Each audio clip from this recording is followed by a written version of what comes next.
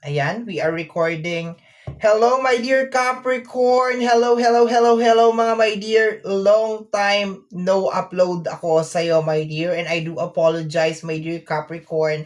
Kasi medyo nagkaroon tayo syempre ng holiday season. So, syempre na-busy ang inyong lingkod. But anyway, eto na mga my dear Capricorn, ang iyong second half of January 2025. Happy New Year mga my dear Capricorn. And once again, I do apologize sa mga naghihintay ng inyong mga reading or ng inyong reading. Before anything else mga my dear Capricorn, I would like to say thank you so much for supporting me, for trusting me nitong nakaraang taon. Okay? And I'm looking forward mga my dear Capricorn na itong taon ng 2025 ganun pa rin, 'di ba? You will be there, nandiyan ka pa rin, 'di ba? And continuous na nagso-support sa ating channel, sa ating channel, okay? So, and thank you so much sa lahat na nag-avail ng 2025 reading. Ang ating 2025 reading, my dear, is still ongoing. So, sa mga gusto pang humabol, okay, naka-promo siya starting last year, 2024, December 17. For only 1,000 pesos, my dear Capricorn, meron ka ng 2025 reading sa isang buong taon, okay?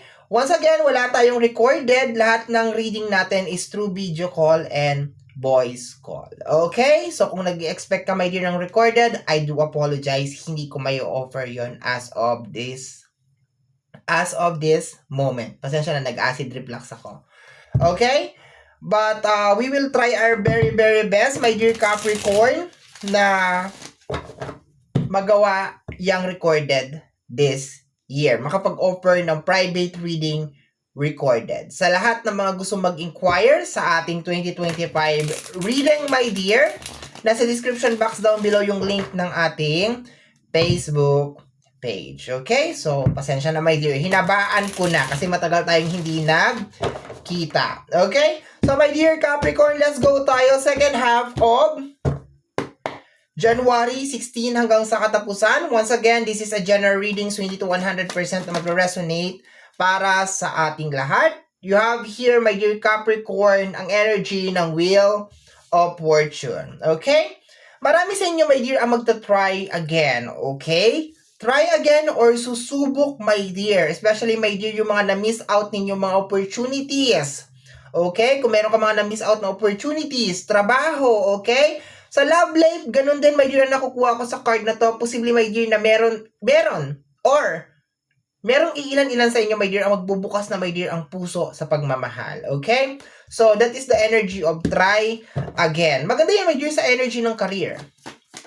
Kasama niyan, my dear, is the energy of success. Okay? So, kung meron kang mga goals last year, 2024, na parang hindi naging successful or hindi mo malang naumpisahan or nag-fail, my dear Capricorn, napakaganda nitong combination ng dalawang card na nasa table natin ngayon kasi you will try, my dear Capricorn, na maging successful, my dear, or mag-build ng strong foundation sa unang buwan pa lang, my dear, ng taon. Okay? So, ang pinaka-goal mo, my dear Capricorn, is to be successful. Meron din ako nakukuha, my dear, ng mga travel. So, baka yung iba sa inyo, my dear, is hindi naman eksakto talaga, my dear Capricorn, na nagta-travel. Pero I think some of you are nagpaplano na mag-travel. If I'm not mistaken, kung di ako nagkakamali, yung energy niya is ang target is mga around May or June. Mga ganon. Okay? Mga June, May, June. Ganon na nakukuha ko. Pero lakas yung energy ng June. Okay? So, ang travel is June or May, pero ang pagpaplano ay ngayong second half of January. Okay? Next, my dear, is the 9 of Wands. Okay? So, marami talaga sa inyo ang struggle talaga, my dear, na mag-start all over again. But anyway, I can feel yung spirit, my dear Capricorn. I can feel yung determination, yung willingness, my dear Capricorn, talaga na sumubok ulit at i-aim talaga yung pagiging success. Okay? The success over here. Okay? Yung maabot talaga ang tayog ng tagumpay, my dear Capricorn. Very, very nice yung energy. Okay? So, let's go po tayo, my dear. Total of 8 cards to, my dear, and meron na tayong 3 cards sa ating table. My dear Capricorn, tingnan natin. Once again, sa mga gustong mag-avail ng 2025 reading, nasa description box down below yung ating link papunta sa ating Facebook page. If you are watching this, my dear, sa ating Facebook page, please naman, my dear, pamasko, Christmas, New Year mo na sa akin, my dear, di ba? Mag-like ka naman, mag-follow ka naman sa ating Facebook page, di ba? So, we have here the full card. See?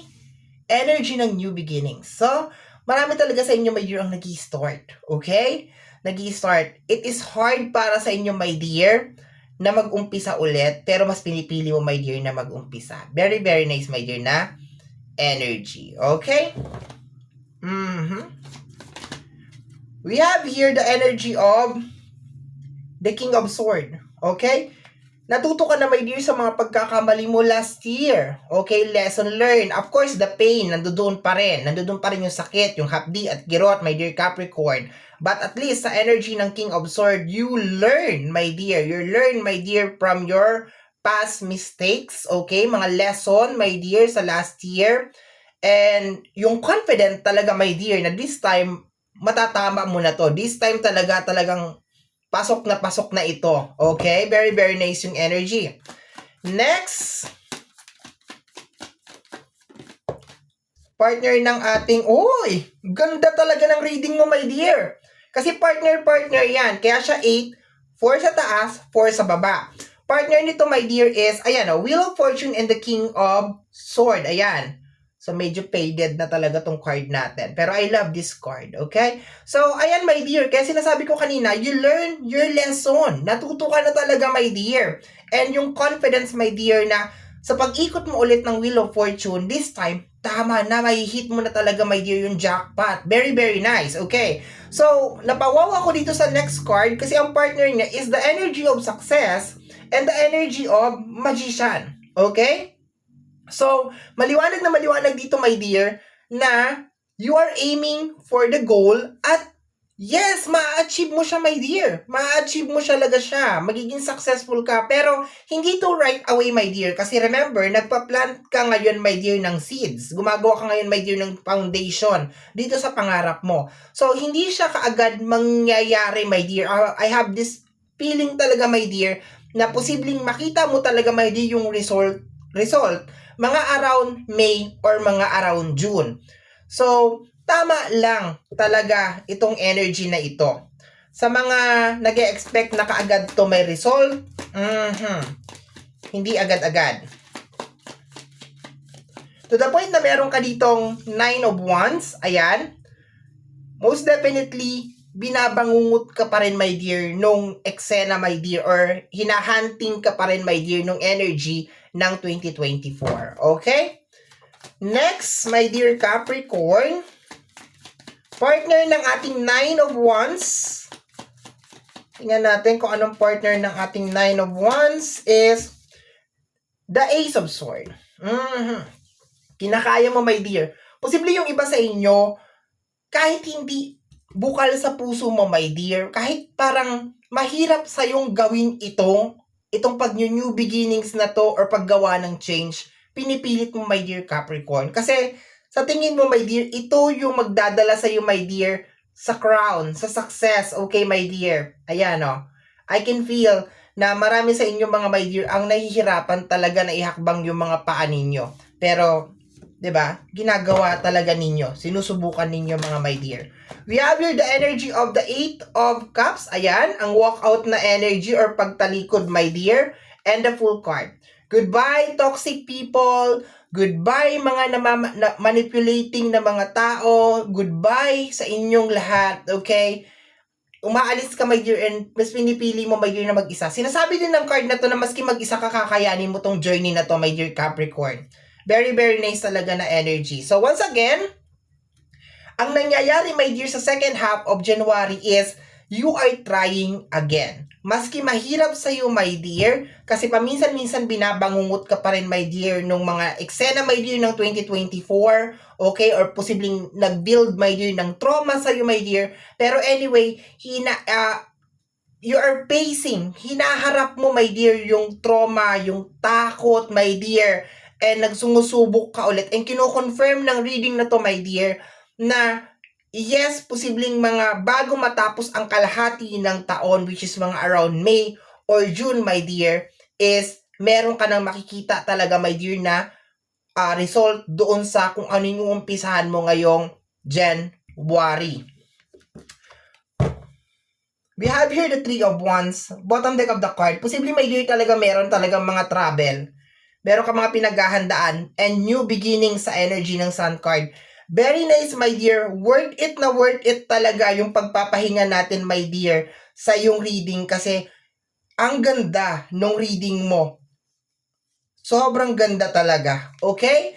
So, I would like to congratulate you, my dear, dito sa panibagong journey na bubuksan mo, and I wish you all the best.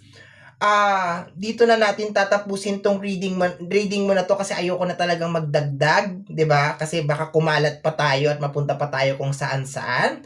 Okay? So, my dear, yan ang reading mo para sa yung second half of January 2025. Somehow, my dear, kung nagustuhan mo to, especially kung napadaan ka lang, don't forget to subscribe. Pakiclick, my dear, ang notification bell para ma-update ka sa aking mga upload. Kung napapanood mo to, my dear, sa ating YouTube channel. And kung napapanood mo naman to, my dear, sa ating Facebook page, don't forget to follow and like yung ating Facebook page. Free to like, free to share, free to comment sa lahat ng ating mga videos. Once again, my name is RJ, also known as Apo J. Maraming salamat, my dear Capricorn, and until next time, bye-bye! Thank you, my dear.